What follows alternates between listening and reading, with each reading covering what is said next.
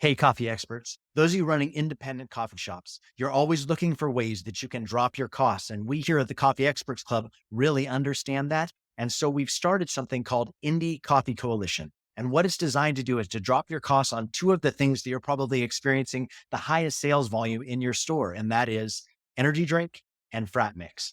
Those two line items, we've created our own products and are offering you those products at a reduced cost so that you can cut out the Red Bull of America. You can cut out the main lines of energy drinks that you're doing and serve your own energy drink at a reduced cost on a line item that you're probably already making a lot of sales on anyway. The best way that you can grow sales is by dropping your costs and maintaining a current volume. So check us out at indiecoffee.co and we'll love to tell you more there. Welcome to the Coffee Experts Club, where we discuss all of the insights, expertise, and drama that goes into making your passion your profession.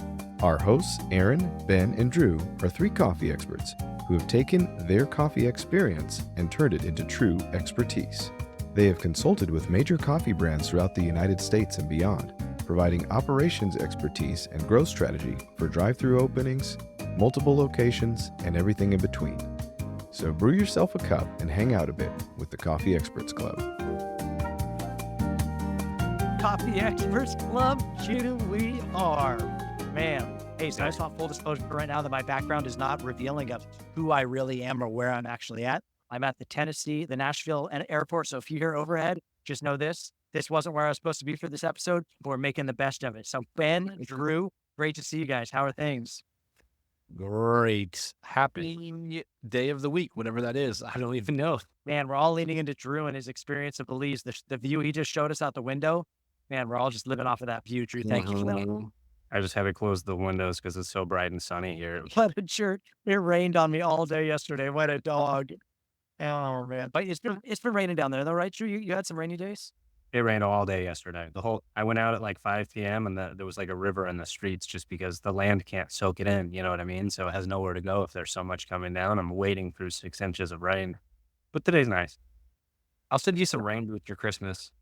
Yes. Yeah. I went out yesterday. I wore a rain jacket. And by the time I came home, I took the jacket off. I was soaked even under. Doesn't help. Doesn't help. So why do it? Made me feel better.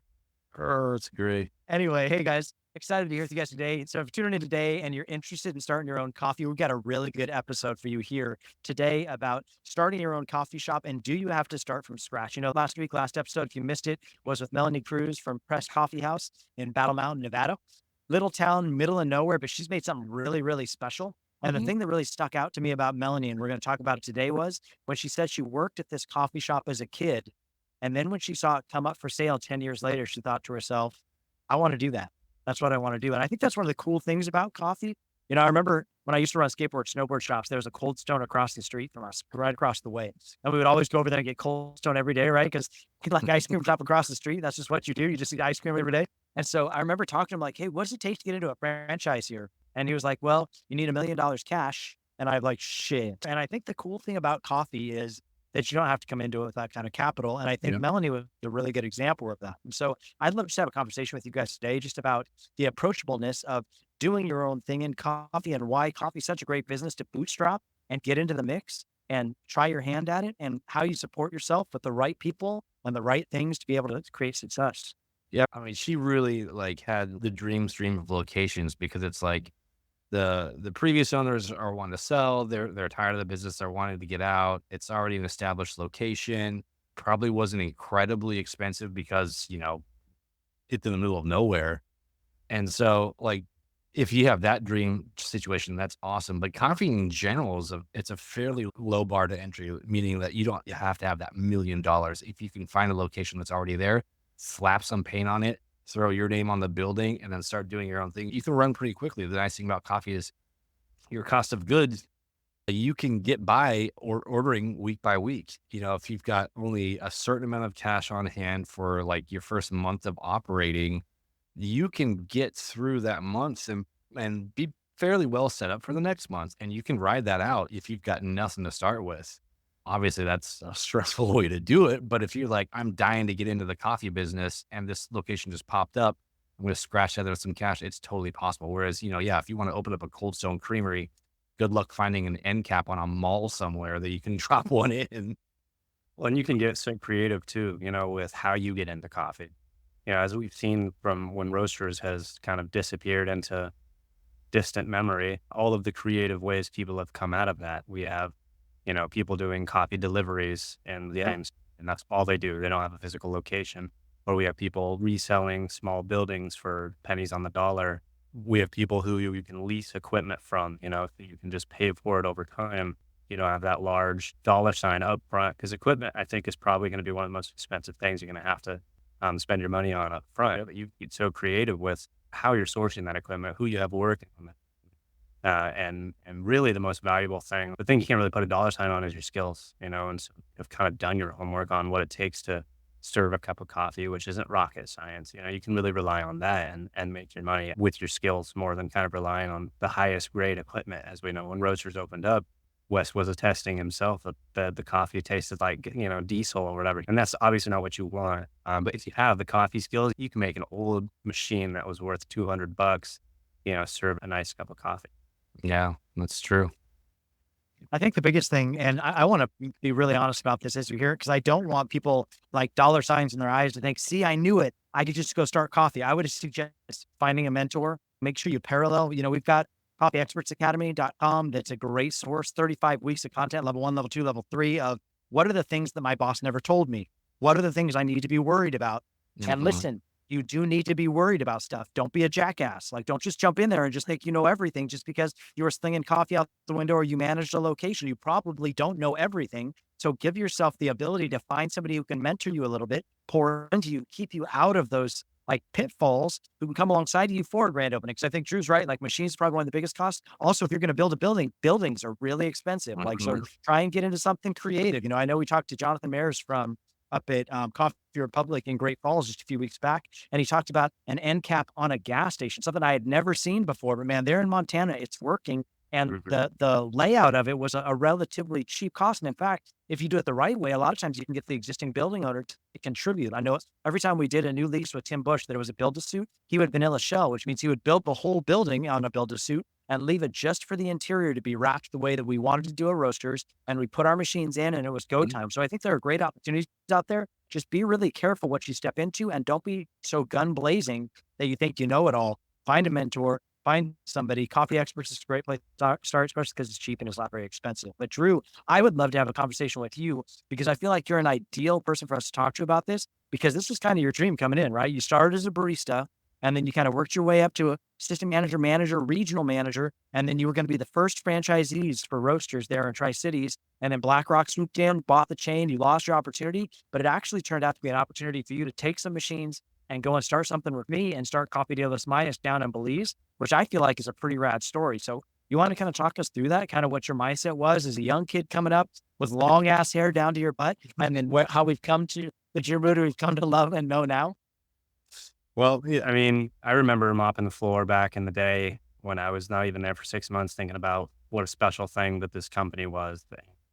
Just because of my interactions with the customers and the baristas and a more internal team, we had a nice, robust internal team at the time. It got better, but we did have, managers of our managers at least. We had somebody looking out for them, delivery guy, and we had a tech guy. So we had this nice built out system that I realized was scalable at the time.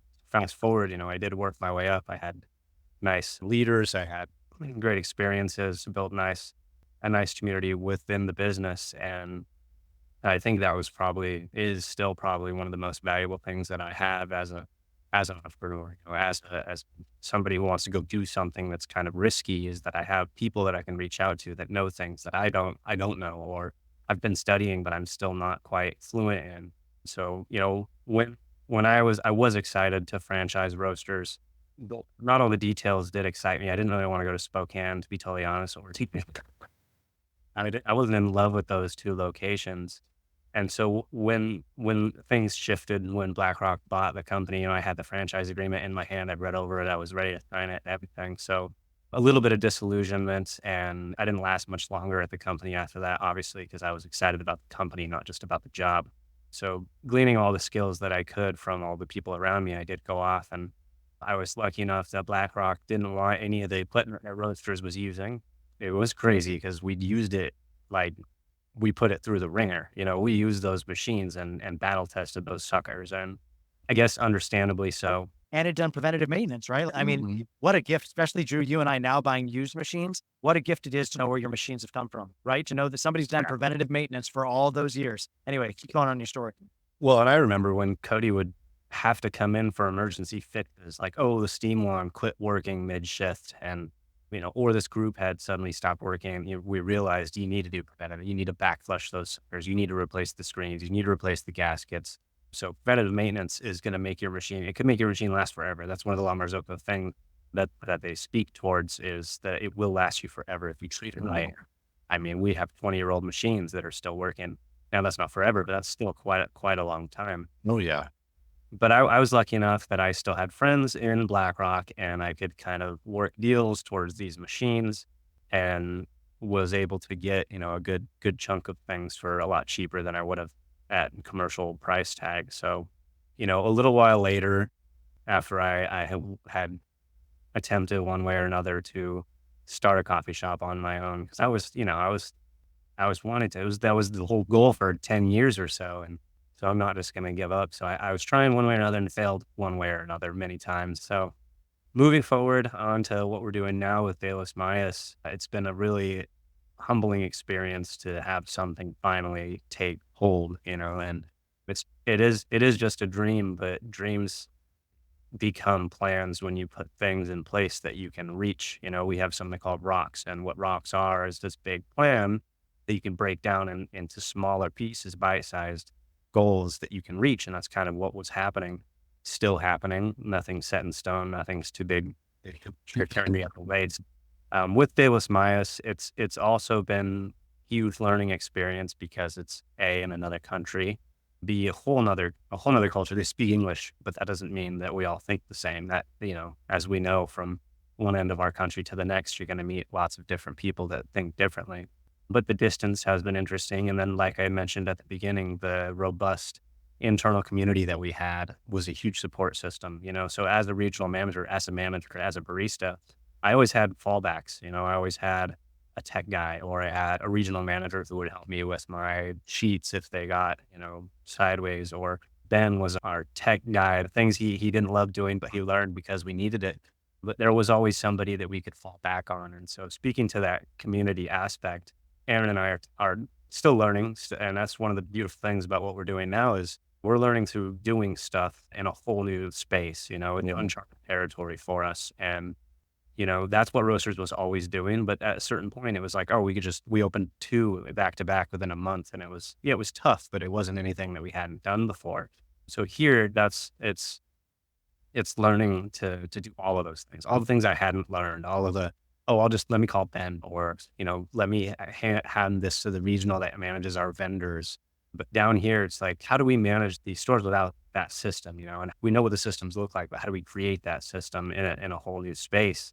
So, reaching on that vast experience of about 10 years, and we owe a lot of credit to that. So if you can surround yourself with those types of people, even now when I'm talking to Aaron about, why is it so much more difficult to manage these 2 stores than it was to manage those 7 stores, and one of the reasons is because we don't have that robust system of people yet. We're only about 2 years old down here, and always talking about ways to increase the ability of the people who work with us. How can we give more than just monetary rewards to the people who are working with us? How can we, if they were to leave, in a year or in 6 months or tomorrow, are they going to leave with more skills, and more ability? So that's kind of one of the angles that we've taken in building out this business, and something that is close to our heart. Our mission is to create a space where we do have that community, and not just for us, but for sure for us, because we don't have that, the business can't keep, but to benefit the people all around us. So that's, taking what Roasters, we love Roasters. It was an amazing thing, I think, in all our lives, at least for a portion of them, but kind of trying to translate that into what works best in this new community and who we are today. We're new people than we were 5 years ago. And so, Ben, what did you hear coming out of that? Because what I heard was West was opening stores 2 a month, and Drew's busting my balls for wanting to do 2 a year. You know what I'm saying? So I feel like we can really step it up there. You know what I'm saying? I feel like we can really pick things up. Man, it's true. Come on. Great. You didn't hear the part about a lacking a robust management system? Yeah, right. No, it's very much like the entrepreneurial spirit. And we saw the same thing in Melanie too, right? There's There's a certain thing that you kind of have to be able to go, okay, I know something about this. I was a barista. I have some experience in it, but like now I want to do it my own because those are two wildly different things. Just like you said, like if you're a barista, like if you don't know how to do something, you just ask your manager. If you're an owner, you know how to do something. Yeah, hope you still make money tomorrow. It's just- I think that for me, like listening to Melon's story and thinking about Drew's ascension, and obviously, man, I love being a partner with Drew. I love that we complement each other in our skill sets. I think that's a real big thing. If you're thinking about going and doing a business, really make sure that you have somebody that you can rely on that's differently Mhm. wired than you are, because there's probably yin to your yang, you know what I'm saying, or yin to your yang, or like I'm not Asian, so I'm not. That's not right. But I will say this: like, there is somebody that's going to complement your skill set. You know what I mean? And asking yourself, what am I not good at? That I need to find somebody that is what they're good at. So that when I get into the middle of this thing, the thing doesn't get wobbly. You know, Ben and I know you and I were just talking today about a coffee client that, man, very successful, doing really great, but now there's a few years in and they're starting to get the speed wobbles pretty bad because there isn't necessarily that counterbalance, like somebody that can balance out what the main leader is good at. And I think that's really important to find somebody that can balance and counterbalance to make sure that you're not just out there trying to figure things out on your own. Mhm. Hey, experts, we've got something really awesome that we do here at Coffee Experts Club, and that's called the My First Drive-Through Coffee Masterclass. So if you're opening your next coffee shop, I think a lot of times you may think to yourself, I know what goes into opening a coffee shop. I've been doing this for years, but maybe you've been doing it for somebody else. And maybe this is your first option of starting a coffee shop on your own. Or maybe you don't know anything about coffee and you're just like, I'm looking for a good investment opportunity. Starting a coffee shop seems like a good place to put it, and you're going to enter into it. But what you don't know is all the things that you don't know, right? And so what we've done with this masterclass is taken behind the scenes, how you find your first location, what you need to be thinking about in finding a location. We give you a gift in the masterclass where it's a step-by-step process of how you're opening your coffee shop, the different checkpoints you need from coming up with your plans and talking with the city and then negotiating a lease. And then how do you build a team and what are the different pieces you need to be thinking about? It's a great masterclass, door to door, start to finish, completely free on opening up your next coffee drive-through. So check it out. It's at myfirstdrivethrough.coffee, and it's a great masterclass. You won't regret it. We'll see you on the inside there. My question actually for you, Drew, as you're talking about that, it's something I never asked you, but I just thought of is it hard? Is it difficult to like, especially coming out of roasters where we were, where you're regional, you have all the locations, everything's set in stone, we have our systems in place. Is it difficult when you have just the two locations? You're like, I know what the end goal is. Like, I know what it looks like to have 10 stores. You're like, if we could just get there right now, if I could just have 3 regional managers right now, like, is that frustrating to have to like, gotta have to wait until we get to that point? Yeah, some Aaron and I were talking about the other day. It's a framework, it's a blueprint. You know how to do it, how to maintain something like that. And we were there for what steps were to get to that point, but we're not there, And Aaron says, oh, 2 a year is doable and should be doable. It's not our lack of skill or ability that's holding us back, at least at this current point. But it's like at roasters and Wes and I would talk about it all the time. I'm like, dude, we need a franchise. Like we need to get there. I'm ready I don't want to be managing your stores anymore. I want to be owning my own stores. And that was equally years of that frustration. And so being here and I want to do it right. I want to make sure that I saw us grow too quick at some points. And I saw the weaknesses that developed in our actual foundational structure of the business. And I want to make sure we don't do something like that. And we're so people oriented that we can grow. Aaron and I know, Ben, we can be there, we can manage that, but that doesn't mean that these people, if we were to do that, could also handle that. So making sure we develop at a rate that these people we're working with are developing too. So, their ascension, it has to be at the same speed as the business, because if it's not, then something's going to crack, and the business will, I mean, we can handle it for sure, but we don't want to have to build on a rickety framework. No, that's a really good point. I've never really thought of either. God, you're teaching me so many good things today, Drew. But you really can, especially if you're a business that promotes, uniquely from within and you're not really going out and going to market for managers. You can only open up new locations as quickly as you can get your people ready to do that. And it makes me think of all the times where we'd open a location and just burn out and just, we'd lose employees a week later because people are like, I wasn't ready for this. I don't know how to do this. You're limited to how good of a teacher you are to get your people ready to step up into a new position for a new location. True. And I mean, down here is a lot different than where we're from. It's a little bit slower, it's a little slower paced. And, we put our baristas through the fire and the flames there, just like our equipment. We knew who could handle what because we had $1 million stores and then we had half that or a quarter of that. And we kind of understood where those baristas sat. And so we here attempt to maybe artificially create those difficult times for our baristas. Like we're coming up on our 2-year anniversary, and last year we did the same deal we did on grand opening, which is $2 Sure. drinks. And we're planning on doing that again. But I don't. All the kids at this other location are a little bit more new and green, and so I guess I'm gonna see what they got in there, which kind of will show me how much we can grow either in that area or moving forward. That's a good point.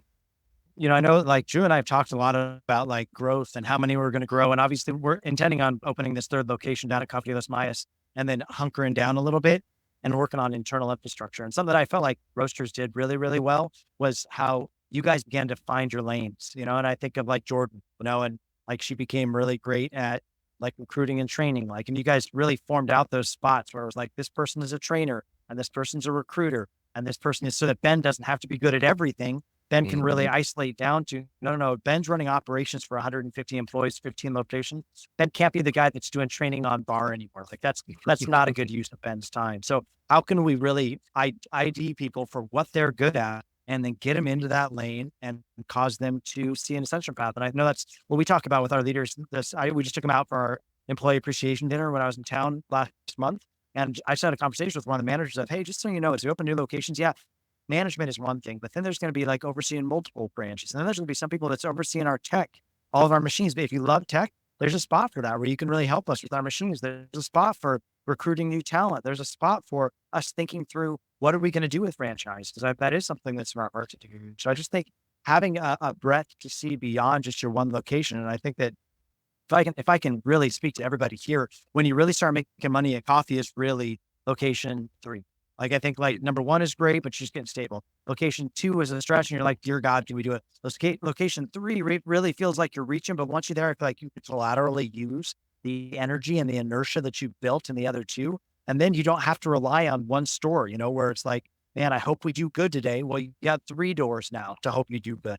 And probably Yeah. one of your locations is going to be better than your other locations. Then you do have that $1 million store that can kind of be the strong horse that's pulling the others, but it's the collaboration of the brand that makes the name strong, And so I think that there are things you want to be thinking through. I think if you get stuck in just one location forever, like I think that you're going to be limited in growth and opportunities and keeping your people excited. I think that's what caused Drew to be able to ascend was his excitement about growing with the brand. And I think that's what all of us want to be a part of is something that's healthy and growing, whether it's so think about fresh ways you can create opportunities for your people. I mean, we're fortunate to be with so many coffee clients nowadays, and industries are changing so fast with technology and ability, and the different generations that are coming into it. But we've had the opportunity to see some businesses kind of improvise in ways that we'd be fearful to because we're old school. When it comes, we all came from a while ago. Like late 2000, 2008, 9, 10, 11, 12. That area is where we kind of learned. So we're fortunate enough to have some people who are risk takers or in a position where they need to take a risk to try something out to help optimize their people. And one of our clients is actually using a manager over multiple locations, one manager running 2 locations, working at both of them and using that same crew at both locations. And in that way, they're actually prepping somebody to manage more than just the logistics of one stand. And I think it's that type of pressure, even if it's a busy stand that does a lot of money or 2 mildly busy stands that do a little less money, the person coming out of those 2 stands is probably going to learn a bit more about management, a little bit more about the internal side of managing employees. And so like I was mentioning, kind of creating situations for people to enhance those abilities. That's one way, and something we're going to hopefully try out here and see how it works on the island. So I think the take homes from today as we wind up the show is, in my mind, man, dream. John Acuff, who's one of our clients who I love a lot, New York Times bestsellers, written 9 New York Times bestsellers. He has this thing, he says, it's dream, plan, do, review. Like that's his 4-stage framework. And so I think it starts with the dream, like Drew was talking about. Man, dream about what you want to do. Like dream, then plan. Like what's your next step? What are you planning for? How are you going to get there? How are you going to make that achievable? And then you start doing, right? Then you get into do and you realize, crap, I don't know as much as I thought as I knew. And so then you got to come back and review and say, hey, is this actually working? So I think, man, have each one of those steps in your mind, have it in your heart, surround yourself with healthy Mhm. people that are going to help you grow. And man, just be grateful. Coffee is a special, special gift. You are grateful every day for it. Yep. Love it. Well, thanks everybody. Nice Coffee Experts Club. Happy whatever day of the week it is. Happy whatever day of the week it is. All right, Thank y'all. you, We'll talk to boys. you. Overhead. Thank you, guys. And we'll see you next week here on Coffee Experts Club. Thanks so much for joining us today. For those of you who are looking to become a coffee expert yourself, we offer an incredible, thorough training online for opening your first coffee drive-thru at www.myfirstdrivethru.coffee. Thinking of all my friends in Indie Coffee Coalition, just thinking about the hundreds of thousands of dollars we've saved coffee shop owners just like you, who are not franchisees, who are looking for deals on their fat mix and their energy drinks. Why should the franchises get all the deals, right? Indie Coffee Coalition was built with the idea of saving you, the little guy, tons of cash. So if you're a coffee shop owner, you have 1 to 3 coffee shops, and you're serving blended drinks or energy drinks, we can substantially save you money and keep more money in your pocket. Set up a call. I'd love to talk with you. Indie Coffee Coalition, keeping money in your pocket.